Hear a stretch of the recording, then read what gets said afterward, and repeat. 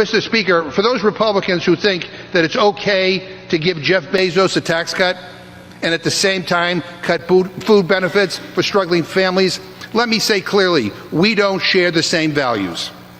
We don't share the same values. Unloading billions of dollars in new costs on states, money they do not have, will force them to cut benefits and throw needy people off of SNAP. It is a rotten thing to do. And I believe there's a special place in hell for people who take food away from veterans, from seniors, from children, from former foster youth, and from hungry families. This is sick. This is disgusting. I yield back. Preach, preach. Jim McCoverd is, you guys know how much I love him. If you watch the People's Receipts, you know how much I love this man because he's never wrong. Thank you, Jen. I wish we were all on that patch of sand underneath a palm tree outside the jurisdiction of this hellscape. And believe me, everyone, we're going to probably cry by the time this is over. The stuff going on the House floor is unreal. Deborah, thank you for the $5. Wish I could send more. Thanks for the education. Thank you so, so much. Like, you don't, $5 is a lot. Like, trust me. And thank you. I appreciate you. Okay. Oh yeah. This is a doctor. Oh wait, I don't want to get this wrong because I cut the first part out because there's a lot of kind of stuff we don't need to hear. This is an ophthalmologist who is speaking and giving firsthand accounts of patients who are kicked off Medicaid, right? Like if you have glaucoma, because this is something I feel like is in my family, all you need to treat glaucoma are some eye drops. But if you don't, you go blind, right? Dr. Eileen Conti. I've been an ophthalmologist for almost 30 years. I live in Chester, New Jersey, which is Congressional District 7. My family and I, especially my sister Colleen in Vermont, we've been watching your podcast for almost 2 years now. So thanks again for having it. I wanted to tell you a story that sticks in my mind that is very pertinent for these dark times. One of the many diseases I treat in my practice is glaucoma. And I have many patients that have glaucoma, which can lead to blindness if untreated. One patient in particular sticks in my mind because she was being treated with eye drops. And when I didn't see her for months and months and then a year and over a year, I was wondering what happened to her. When we finally saw her again, she said she had lost her Medicaid, so wasn't able to get her drops. And therefore, she is now blind in one eye. If there are massive Medicaid cuts, millions of people will not just lose their vision, but much worse health issues will not be able to be taken care of if people do not have health insurance. So I am urging the congressmen and women, including our rep Tom Keene, to please not vote for the big, not beautiful bill. If Medicaid cuts are made, millions of people will be affected negatively. So please, I urge you not to vote for it. 50% of children, the pro-life Republicans, 50% of children are on Medicaid. These are the people rolling back child labor laws. They have children in meatpacking plants in the South. The least pro-life people in this country, the fake Christians, don't ever claim to me you follow the teachings of Jesus Christ. Oh wait, I'm sorry. You guys can't read. Maybe that's why you're confused about what the teachings of Jesus Christ are. This is the literal opposite of that.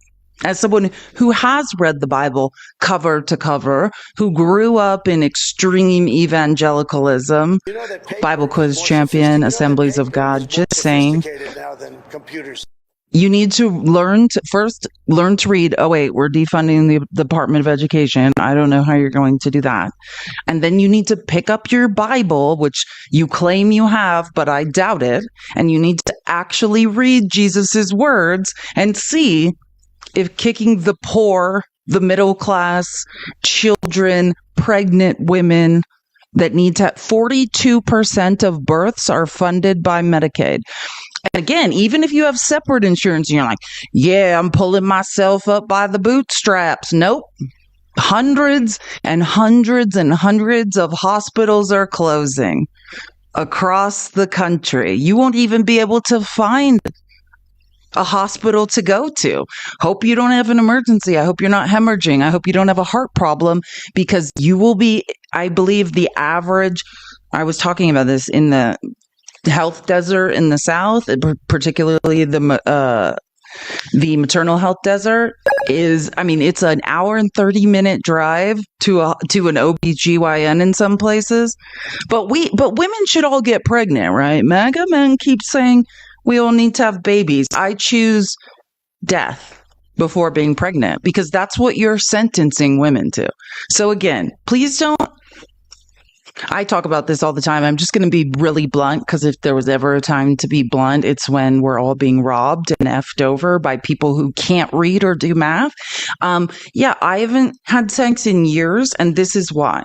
Don't ask me all the MAGA men that weirdly hit on me and send me creepy messages. I would sooner unalive before I had sex with you. You know that paper is more And this is why. now than computers. This is exactly why. So just to be clear, when you're like, women need to get on their backs and have babies. Yeah, I wonder why we're in gross population decline. I can't figure out why that would be. You guys can't read or do math or figure out that you're being robbed, but you want us to bring a child into this world where you are voting against that child's future and interest. You are assuring they will have no education. They will have no child care. They will have no preschool, which we know just a denial of Head Start, of preschool, pre-K programs limits a child's lifetime earnings by thousands of dollars. You know, the dollars that we are going to retire off of. Because if you're like, MAGA doesn't understand that you're like, I'm paying taxes to retire. Yeah, those are being used by boomers. We have to retire off the lifetime earnings of the people you're crippling and won't give them a muffin for breakfast and a milk so they can think in school. That's what you geniuses are doing. And then you're wondering why no one wants to have kids with you. It's truly mine. There's no hospital to go to because you guys voted to close them. Well, I can't do it. I'm telling you, I can't do it. Oh, yeah. I always talk about Justin Wolfer. Oh, I'm so sorry. Gen X babe. Gen Xer babe. Thank you so much for subscribing. W's in the chat. We are at 379 of our 420 subscription goal. That yellow star in the bottom left-hand corner is how you subscribe. And Jen, thank you for the sunflowers. It's like, sometimes when you send those gifts, I'm just like, if only I was living in that reality. It's like, but we're here. I always talk about Justin Wolfers. He's an economics professor at the University of Michigan. There's a lot of really brilliant economics professors, but it's hard to understand what they're talking about for simple people. And this was a great clip I saw. I was like, maybe MAGA could understand this. Like, you never know. Because I've never seen an economist be able to explain complex things so simply. MAGA, you never know. This could be the moment your brain starts working. This could be it. You got it. You're always like, I once had a MAGA be like, name 4 economists, or you don't know what you're talking about. No, that's not how math works. Math still works either way. But this is the simplest explanation I could find of how you're being robbed. Is more sophisticated now than. You know that paper. Katie, you're the only person on television who'll say, could you math it out for me, nerd? And that's what I'm here to do for you. So what we want to do is take 3 things and add them all up. The first is there's big tax cuts. Those tax cuts, you're right, some of them touch the middle class, but overwhelmingly they go to the rich and they don't help lower income Americans at all. Then we're going to think about the spending cuts. Now, spending cuts, as we were just discussing, spending cuts on things like Medicaid, that really hurts working and middle class Americans. And then the third thing is the tariffs, which hurt working and middle class Americans more than the rich. Add all of that up and you discover that the richest 1/10 of all Americans are going to end up around about $8,000 better off. That leaves 80% of all Americans paying the bill. Now you might say, wait, 80 plus 10, that's because the 9th percentile, which is to say the upper middle class, they come out dead even.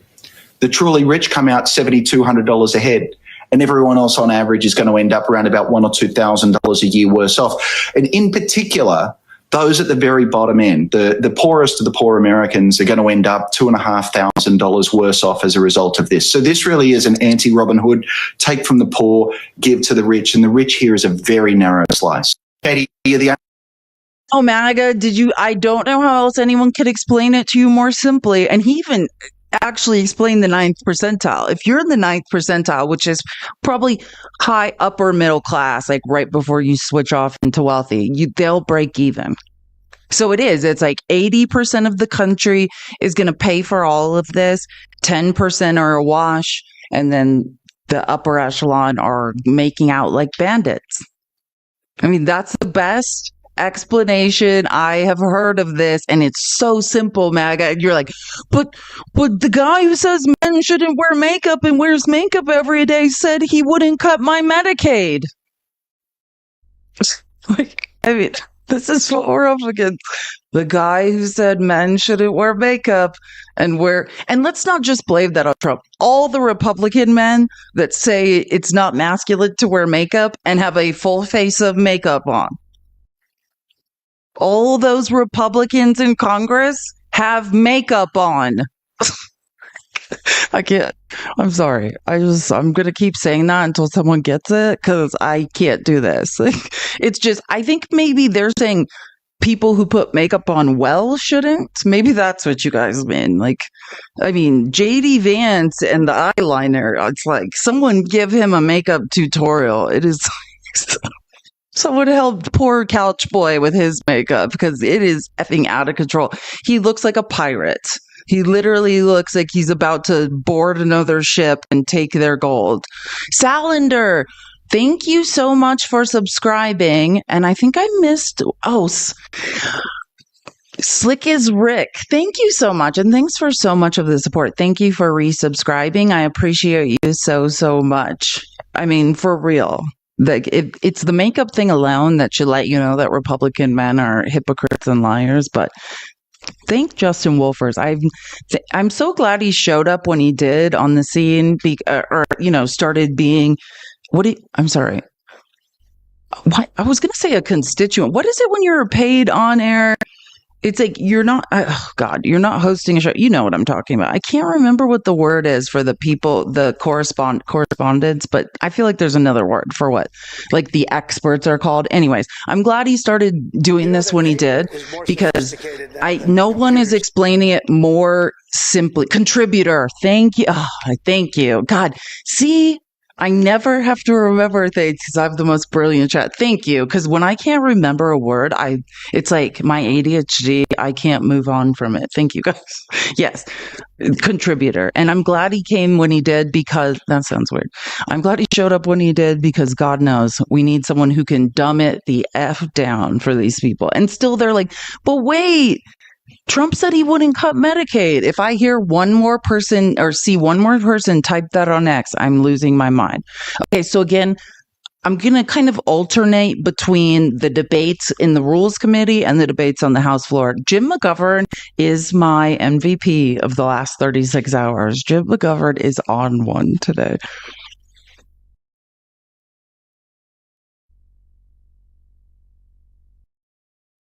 And listen to this quote from Senator Murkowski, who just caved and voted for this bill. And you got to love this. She said, quote, "My hope is that the House is going to look at this and recognize that we're not there yet," end quote. I mean, my question to her is, if you really believe that, then why the hell did you vote for this bill? It doesn't make any sense. It's a dereliction of your duty as a United States Senator and as a representative for the people in Alaska. I mean, when was the last time this current House of Representatives has fixed or solved anything? I mean, where have you been, Senator Murkowski? This Republican House is dysfunction on steroids. And let me say to my Republican friends, I understand that the Senate just jammed you, but you don't have to be complicit. I get it. I know the Republican leadership and Trump don't want scrutiny. They don't want the American people to understand what's really happening here. This bill is a middle finger to millions of Americans. It isn't just a bad bill, it is the most dangerous piece of legislation in modern history. Dangerous because of the very real damage it will do to real people, sick people, hungry kids, families just scraping by. If this is Republicans' top legislative priority this Congress, it tells us everything about where your values lie. And it's not with working families, not with struggling communities, but with mega corporations, billionaires, and Donald Trump. Preach. I love Jim McGovern. Shiggy, thank you so much for resubscribing. Love you. And thank you for all the support. I'm going to debate with Pickles tomorrow. I hope to see you there as well. Yeah, I think he worded that perfectly. And I just want to, because I'm always looking for new ways as a former elementary school teacher, like to explain something. Because I know with my ADHD and my learning challenges that you never know when you reword something or find a different way to teach someone that they'll get it. Like every single reason in 2016 that you guys said you loved Donald Trump, that he wasn't beholden to the swamp because he had his own money, that he, all those things, he has done the opposite. And this bill is the culmination of every lie and every betrayal that Donald Trump has ever perpetrated against the American people. That is what this is. Truly, even though I know that Donald Trump is a literal shitbag, I never thought that the Republicans would do something this horrific to the American people, especially the people that voted for them. Because disproportionately, more people that voted for Donald Trump will be effed over by this.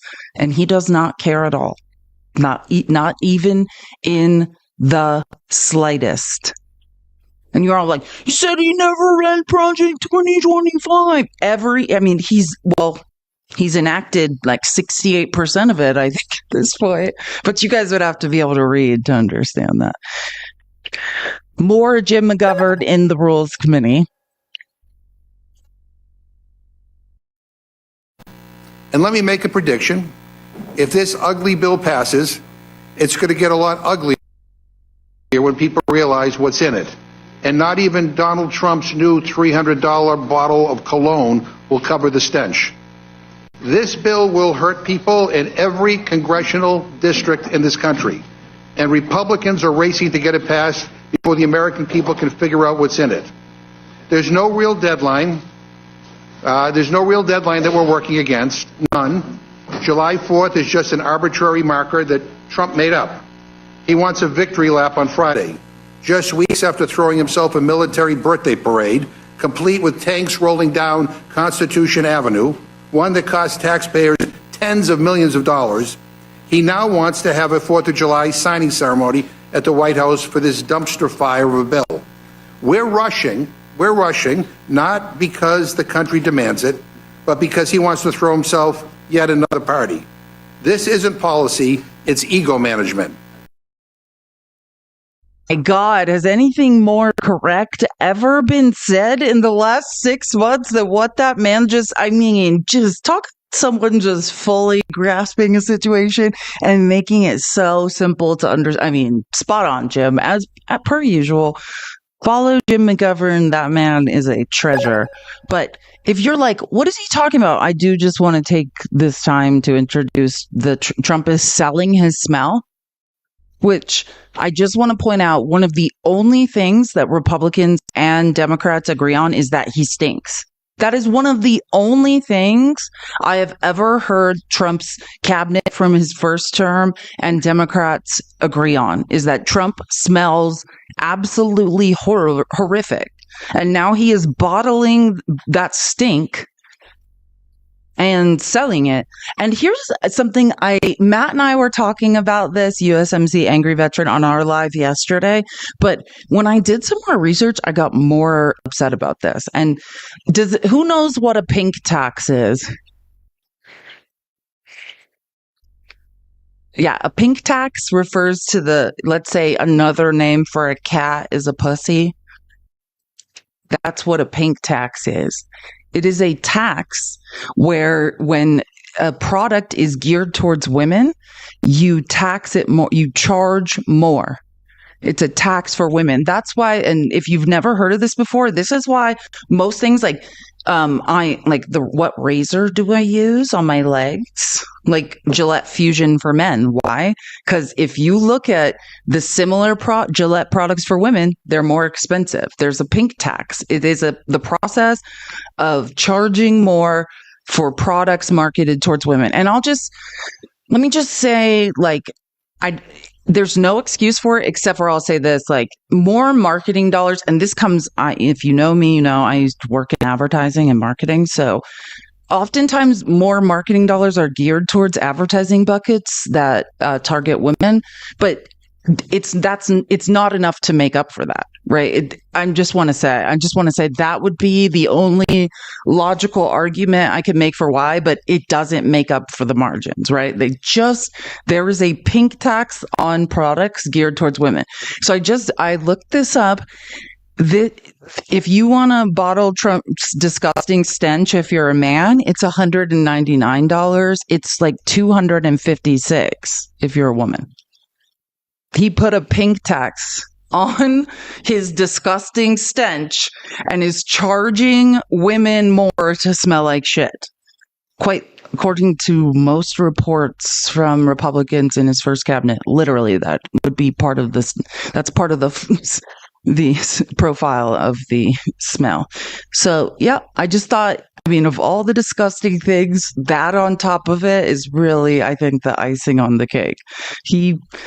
And it's like the Oscar he could never get. Probably it's like spray painted plastic. It's just, you can't make this stuff up.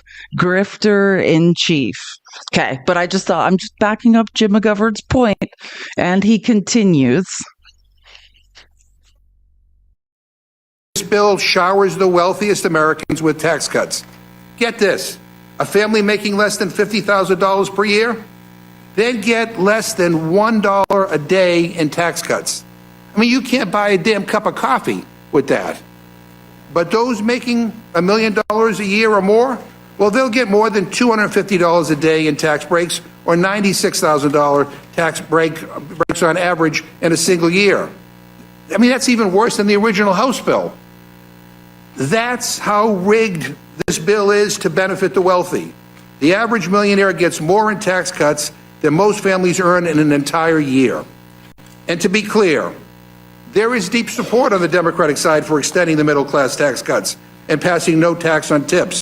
We'd be happy to work with you on something that delivers just that. But Republicans are holding bipartisan initiatives hostage to provide handouts to billionaires and gut Medicaid and SNAP. This bill showers the... Well said. Well, mother effing said. I love Jim McGovern, especially after today. And I think this is the last clip in the Rules Committee, but believe me, there will be much more Jim McGovern. But this was my favorite clip of his Rules Committee debating. And here's what baffles me. You all know the truth. You all know the truth. You know this bill is cruel. You know that it will hurt millions of Americans. But Trump wants you to fold. And the sad fact is that many of you will fold in a nanosecond. You'll vote for this even though you know it's bad for your own constituents. You're absolutely terrified that the guy in the White House will get mad and try to find someone to run against you in a primary. Like one of our Republican colleagues said this weekend on CNN, and I quote, "Everyone in the House knows the peril they're in if they vote no on this thing. They know that their jobs are at risk," end quote. You're terror-stricken that what happened over the weekend to Senator Tom Tillis will happen to you. Well, Senator Tillis did the right thing, speaking truth to power. You should listen to him when he says that the Senate's version of this bill betrays President Trump's promise not to take Medicaid away from its rightful recipients. He decided to retire because he wanted to put his constituents first. And quite frankly, I think he's tired of dealing with the relentless MAGA threats and BS. Truly, I've never seen anything like this in my life. The kind of petrified fealty we're seeing on the right, scared by a man who called voting against this bill the ultimate betrayal. Like, what kind of president talks like that? That's the language of... Imagine if Joe Biden said that. Imagine if Obama said that. If Joe Biden or Obama did one of the things that Trump has done, Can you imagine the consequences? This is how I know MAGA's brains don't work, because they cannot follow a line of logic to save their lives. This is an opportunity for you to be logically consistent, to learn that lesson. Am I holding Trump accountable in the same way I hold Democratic politicians accountable? That is the point. The answer is egregiously no. And the irony is that you are being robbed. You are being robbed by not holding him accountable.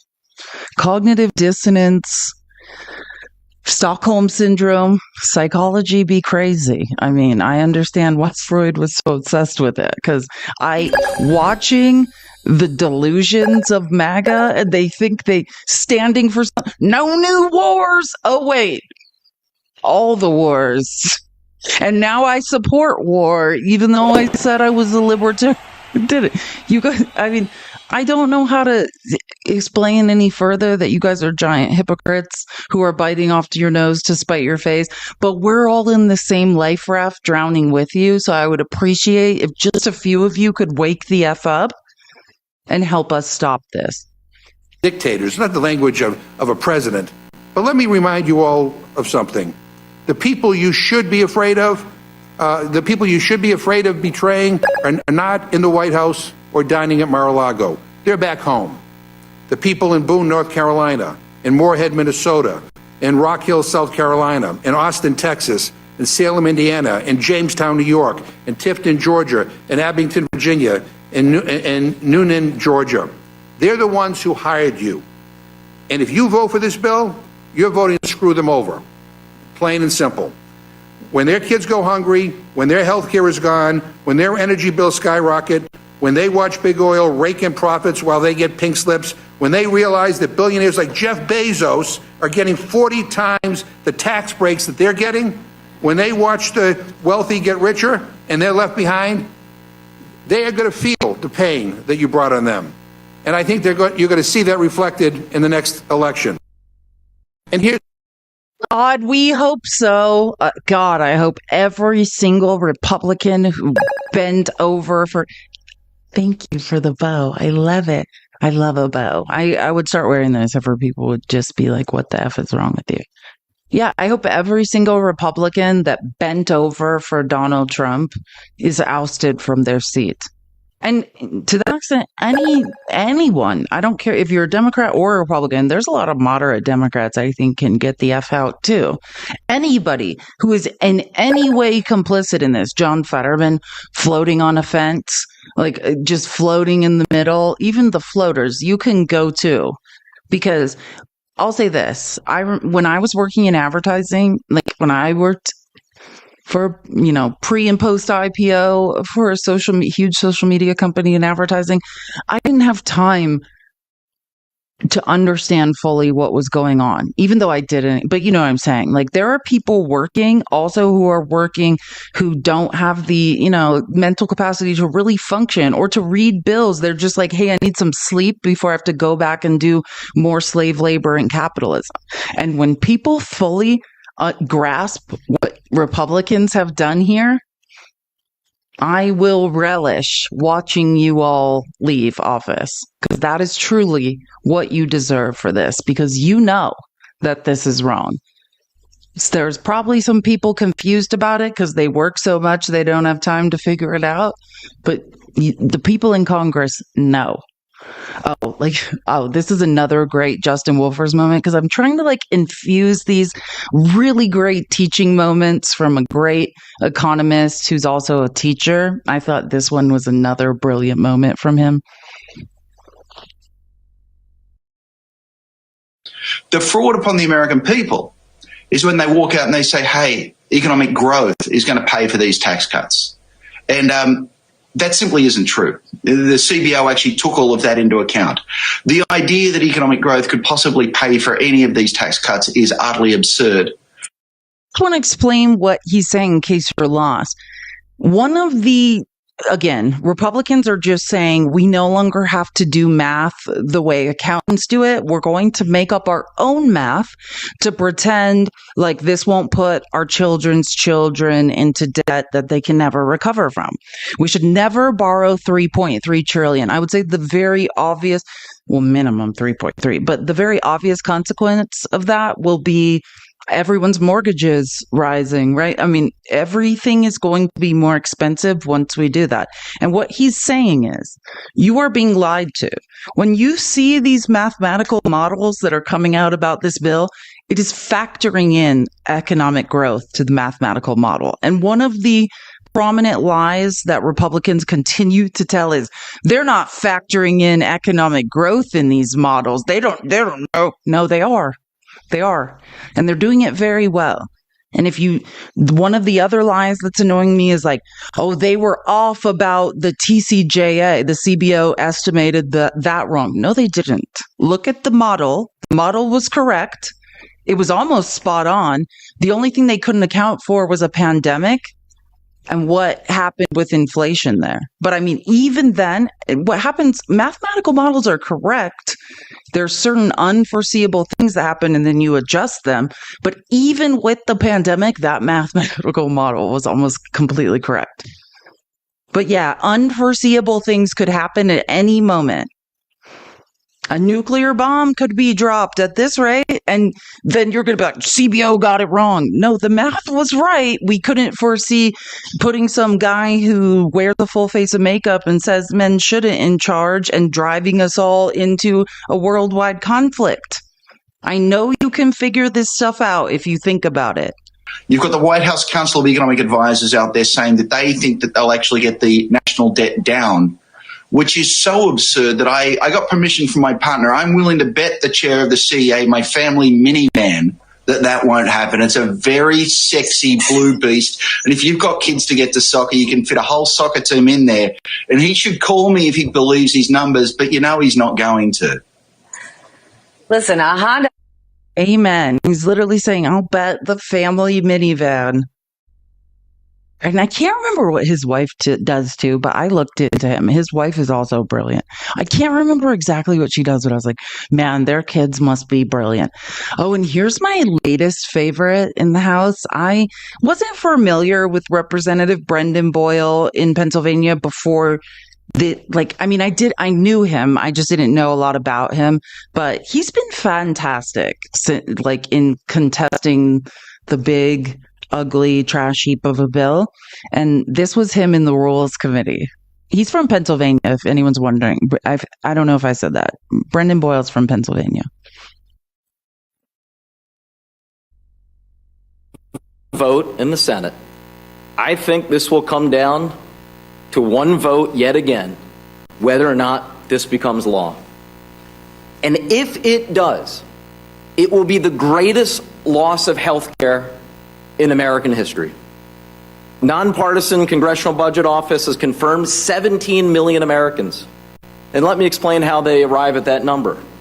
Roughly half of that is due to the largest Medicaid cuts in American history.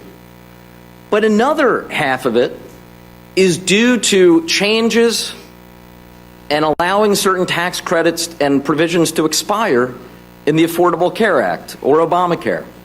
I give the other side credit. They have been working like hell for 15 years to do away with Obamacare. This is the closest that they've ever come. Millions and millions today currently on Obamacare will lose it if this becomes law. And that's not all. As we confirmed again from CBO a few weeks ago, due to the massive increase in deficit spending in this bill, there have to be 4% Medicare cuts. That's over $500 billion worth of cuts to Medicare. So Medicaid cuts, Affordable Care Act, ACA cuts, Medicare cuts, the largest loss of health care in American history. Vote in the Senate. Perfect. And he gets better later, but I just wanted to remind everyone of what he's talking about, because when I fell in love with Brendan Boyle was when he stayed up all night the first time when they debated this for like 48 hours in the Rules Committee in the House. And he literally never went to sleep, was like getting the CBO to like crunch calculations as fast as possible. Again, for all, Trump said he wouldn't cut Medicaid, but more importantly, he promised to not cut Medicare. Just understand, they are stealing $500 billion from us. This is our tax dollars. We paid into Medicare, assuming when we retire, it will be there. The Pay As You Go Act, right? This is something passed by conservatives. The minute the debt, or I'm sorry, not the debt, I got that wrong. The minute the deficit widens more than 2.3 trillion, the Pay As You Go Act goes into effect. And there's many ways they're going to steal appropriated tax dollars. But the worst one is Medicare. I'm not talking about Medicaid. I'm talking about they've been collecting all this money from our paychecks, taking it from us, telling us they're holding on to it. Well, they're going to steal. Thank God there's actually a limit on how much Medicare money they can steal. It's 4% a year. So they're going to steal like $45 billion a year for 10 years. And it'll be just under $500 billion when it's over. And this will start immediately. The minute this bill passes, they're going to steal. They can only steal 4% a year, which I believe it might be a little over 45 billion, but let's just go with that. Like I always I'd rather underestimate than over, because you heard him say it's over 500 billion. But when I did these calculations, the first time I looked into this, I remember I just want to go with the 45 billion. Let's all pretend we're in a sunflower field over rainbows. Thank you, Meg. Thank you so much. Let's just all pretend we're there and everything's fine.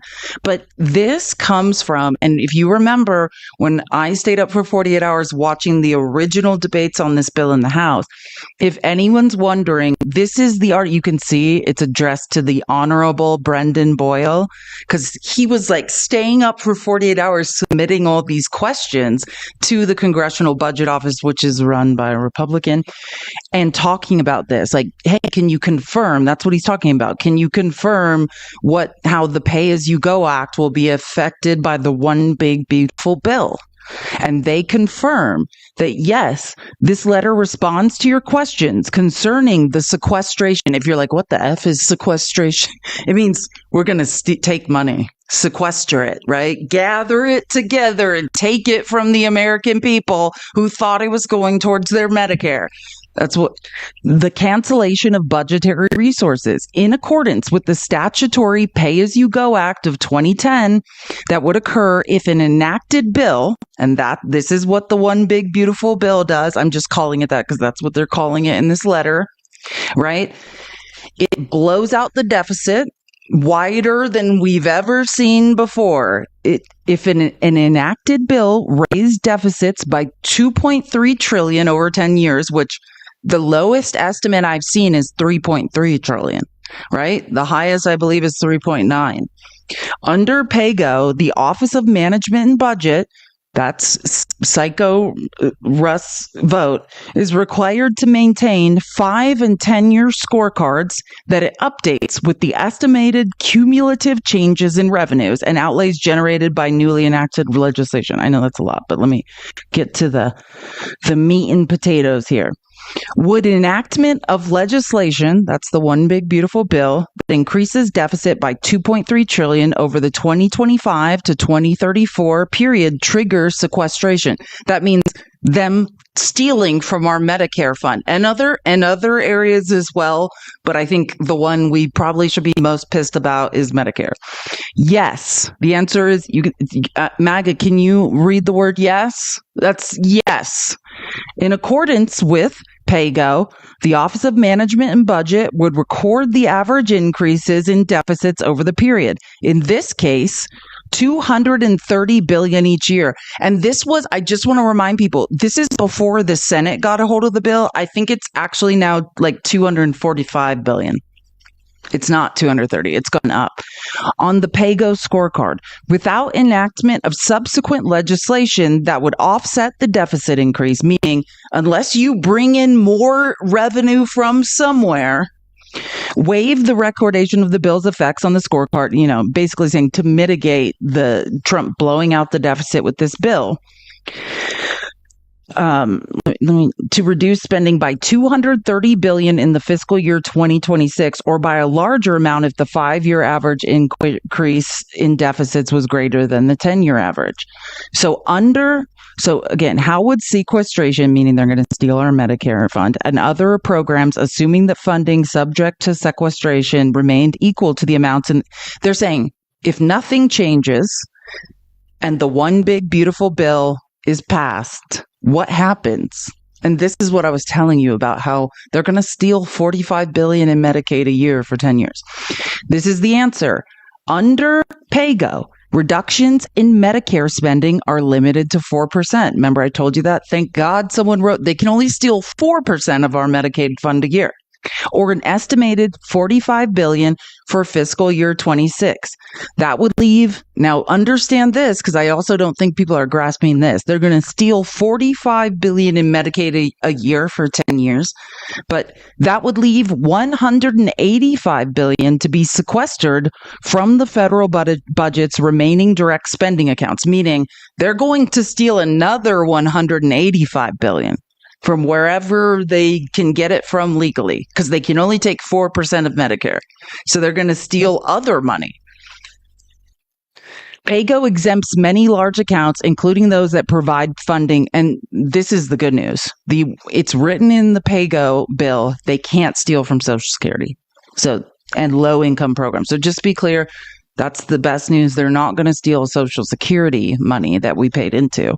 Therefore, in CBO's estimation, OMB would have roughly $120 billion in budgetary resources available for cancellation in 2026, less than the remaining amount that would be required to be sequestered. If you don't understand what that means we don't even have enough money we can take to pay down the deficit so that billionaires and corporations can get tax cuts. There is no way this is a good idea. And particularly if you are a fiscal conservative. This is the opposite of fiscal conservatism. I just find it fascinating watching. Oh, and I'm not going to play that one because okay, sorry. That clip was from yesterday, and I think more relevant things have happened today. This morning, every Democrat in the House gathered on the steps and had a press conference that I loved. And okay, so I have a few clips from it, and I had to search for a clip where it wasn't. I'll show you why. C-SPAN was showing two different things at the same time, so they're in little boxes. So I had to search for someone that had the best part of it. But this is Hakeem Jeffries and every Democrat in the House having a press conference this morning on the steps. Shame on Republicans for even bringing this bill to the House floor. So all we need are 4 Republicans to join us in support of their constituents, to have John McCain level courage and stand up in defense of the health care of the American people. What type of party would bring a bill to the House floor that rips away Medicaid from those in need? What kind of party would bring a bill to the House floor that literally robs food from the mouths of children, veterans, and seniors? And all of this is being done to provide massive tax breaks to their billionaire donors. It's unconscionable, it's unacceptable, it's un-American, and House Democrats are committing to you that we're going to do everything in our power to stop it. Shame on Republicans for even... Could not agree more. And Frankie, thank you for the super chat. Appreciate you so much. You're the best. Okay, so I'm trying to get to him. I'm trying to make sure I'm not getting, okay, wait, I was going to say something, but this is one before. Okay. This continues, but now you see what I'm talking about. C-SPAN started covering this weirdly where it's like a split screen, which drives me nuts. So it's like a little small. That every single House Democrat will stand up for your health care, stand up for your Medicaid, stand up for your Medicare, stand up for the Affordable Care Act, stand up for nutritional assistance for our children, our seniors, and our veterans. Stand up for our hospitals, stand up for our nursing homes, stand up for our community-based health centers, and stand up against massive tax breaks for GOP billionaire donors. And that is why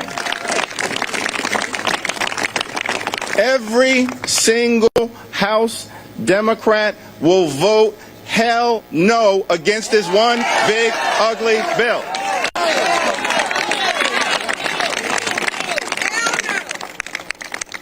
And all we need are 4 House Republicans to join us in defense of their constituents who will suffer mightily from this bill. Children will be hurt. Families will be hurt. People with disabilities will be hurt.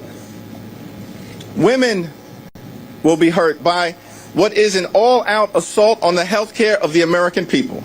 An unprecedented assault, ripping health care away from more than 17 million Americans. Premiums, copays, and deductibles for other people on private insurance will go up all across the country. Hospitals will close. Nursing homes will shut down.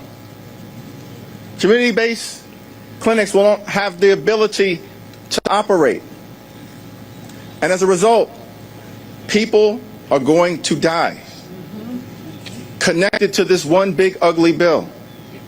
Tens of thousands of unnecessary American deaths per year. Shame on Republicans for even bringing this bill. That every single House Democrat. Sorry, it just starts replaying over if I don't stop it. Yeah, so I think a lot of people, sorry, I have like almost photographic memory so I can watch the comments. Someone said, what about Fetterman? Fetterman's in the Senate. He did vote no on this bill moving out of the Senate, even though he is gross, I agree, and keeps walking a fine line. He voted no on this because I didn't even show you guys this. He was like I missed my family's beach vacation and I should be at the beach with my family. I don't think John Fetterman is equipped to be a senator and shouldn't be, but he did vote no on it moving out of the Senate, in fairness to him. But he also has a lot of other ridiculous ideas, and he seems like he truly can't be bothered to be a U.S. senator. So I don't think Pennsylvania should, in fact, reelect him because he seems like he should be on the beach, and we should let John Fetterman be on the beach. Imagine Americans will be devastated by this. This is the largest transfer of wealth in one bill to the top of the economy. John Fetterman's like, I missed my beach vacation with my family. Can we just get on with this so I can go to the beach? So yeah, I think we should let John Fetterman go to the beach where he is truly happiest. Sorry, I just lost my train of thought. I'm trying to think of what I saw everyone say. I saw someone say Hakeem Jeffries says one thing and does another. I don't know anything about that. I think that it's hard for me to navigate this issue because I want to say something. You're talking about somebody who's elected from a district in Brooklyn. But again, I would love, my ultimate goal would be get money out of politics so that no one specifically in places like New York are beholden to people like AIPAC. If you are saying, because I'll say this, the only time I get annoyed with Hakeem Jeffries is because of the money he takes from AIPAC. But if you're going to start saying, I don't like anyone in Congress who takes money from AIPAC, well, that's the majority of the Democratic Party. right? I mean, I hope you hate Cory Booker because he's much worse than Hakeem Jeffries. Like, I think until we get money out of politics, I don't know if I don't know how to tell people to not take money from lobbyists when that's what it takes to elect them. Outside of that, and I mean, Capitol Hill is my passion. So, and I'm obsessed with Congress and its functions. And outside of the annoying money Hakeem Jeffries receives from AIPAC, I don't know of any other hypocrisy. But again, if you ever lived in New York, I only lived in Manhattan for a year to understand why those people in those districts might be taking money from AIPAC. I don't know if you can be elected in those districts if you're not spouting that shit. Like, it's easy in other places in the country. And this is what I try to tell people. I thought I understood Congress until I started doing a deep dive into it from like a research perspective and understanding, like, in different parts of the country, there's different needs, right? And there's different groups of people that can be the gatekeeper between someone getting elected. So yeah, I think if you understand New York, the Brooklyn boroughs, the Bronx, like Manhattan, and understand the power of AIPAC there, I loved Jamal Bowman. He was one of my favorite people in the House, the guy that pulled the fire alarm. He's a high school principal who was holding a swing district in New York. And one of the most expensive elections ever in New York was what happened when he spoke out against AIPAC.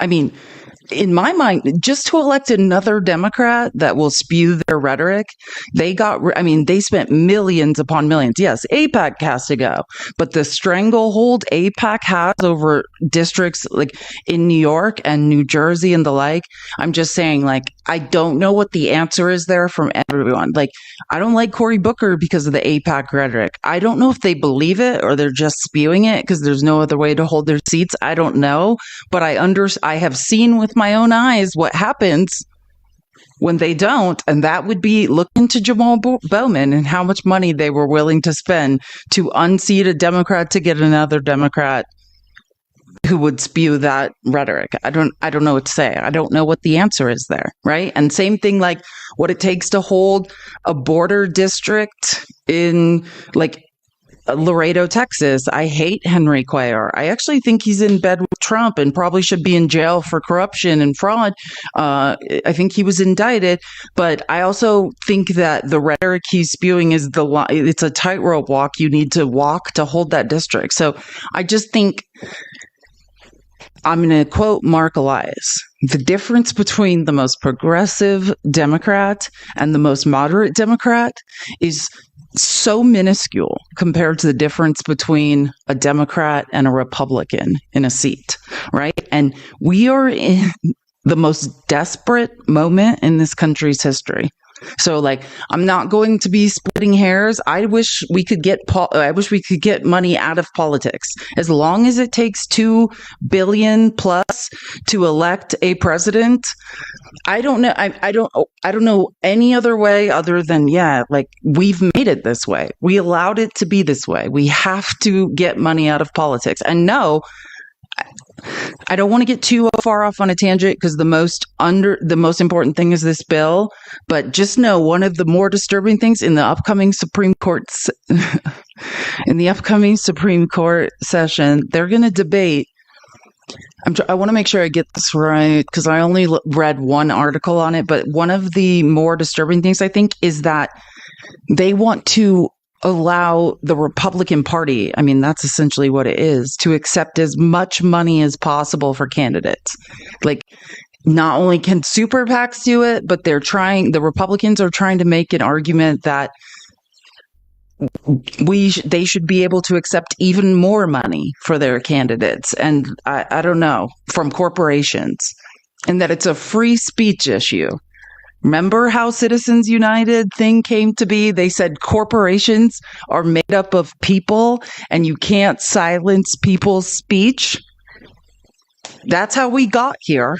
And they're trying to make it literally effing worse. Like, we have to get money out of politics or this just gets worse and worse.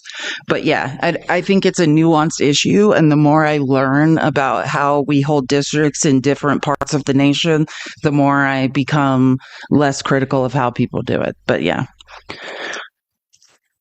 Okay, and this was my favorite part, though, of the the press conference on the steps of every Democrat in Congress today was when they started literally naming Republicans because they're like, we need 4 Republicans to vote with us, and start calling out people in swing districts by name and shaming them. Like, I could listen to this. I think they should have done this all day long.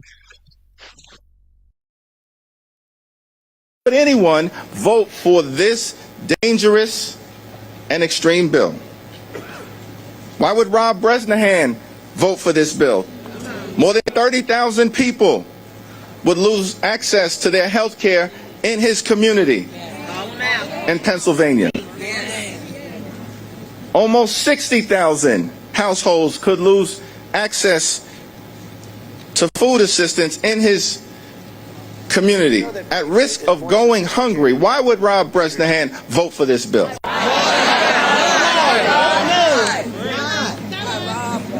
Why would Scott Perry vote for this bill?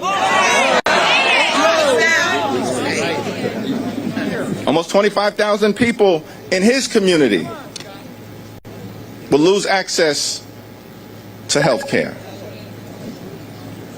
In his community, in Pennsylvania, almost 40,000 households would lose access to nutritional assistance. They're at risk of going hungry. Why would Scott Perry vote for this bill? It's the worst. I mean, that's what Scott Perry is awful. And God, Pennsylvania, get rid of Scott Perry. He should be in jail for January 6th. Like, sorry, but I digress.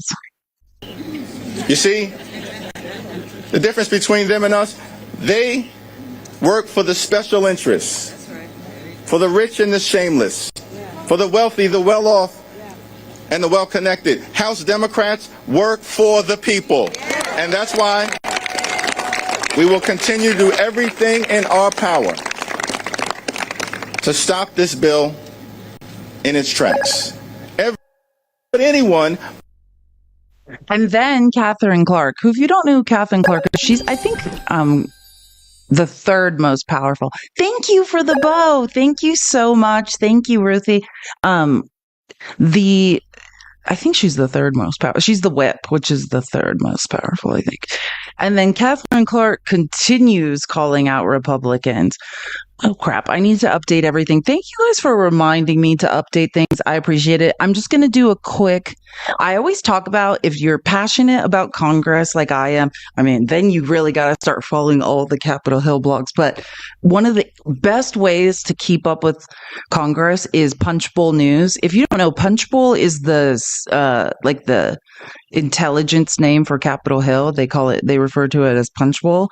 And Punchbowl News is run by someone who has been a Capitol Hill reporter for decades and decades. And this just came out because I get their updates in real time. So if you're wondering like what's happening right now, because I know people are like, wait, I thought this passed or didn't pass. What the F is happening?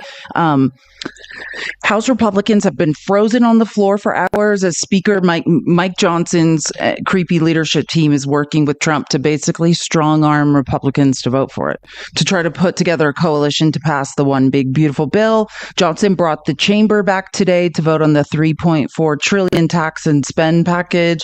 But the GOP leadership was short on votes it needed to pass the rule. Remember, I said, step one in Congress, that's why I always show debates from the Rules Committee, because those are the gatekeepers to the floor for the real vote. They have to vote on the rule first. So there's 2 votes to come, right? First, they've got to pass the rule, and then they take the bill to the floor for the overall vote. So 2 things still have to happen. And this is when Republicans still are, I don't want to say grandstanding and pretending they're not going to bend over for Donald Trump, the man who says men shouldn't wear makeup. America but wears makeup every day, right? Like, this is where Republicans will hold out on the rule, because what they're trying to do is get their weird amendments added or backdoor deals and things, right? This is the wheeling and dealing time where they're like, yeah, someone's like, what does the rule mean? Okay, I'm going to try to explain it in a different way. So the Rules Committee, which is Jim McGovern, how I've been like, I love Jim McGovern. He's the Democratic ranking member of the Rules Committee. The chair of the Rules Committee is, I like to call her the ghost of Marjorie Taylor Greene's future. If you don't know who Representative Virginia Foxx is from North Carolina, she is the most horrible woman in existence. Don't worry. She's going to pop up in clips soon. If you don't know who I'm talking about, you'll get to meet her soon. In like 10 years, Marge will look exactly like her and be as absolutely horrible. And when they say the rule has to pass, the Rules Committee, before a bill can be voted on the House floor, there has to be a vote on the rule. On the rule to move it to the floor. And what's going on is everyone's presenting different amendments in the Rules Committee, and that's being debated. And then there has to be a vote that says, we approve this rule to go forward with the vote. And that's what the holdout is. Because it's not that Republicans care and aren't going to do what Donald Trump wants. It's like they're trying to get like a bridge for their state, or, in the case of horrible Andrew Clyde in Tennessee, who owns a bunch of pew pew stores. He wants to get rid of like a registration tax on silencers, they're trying to get their, final get back in there for their vote.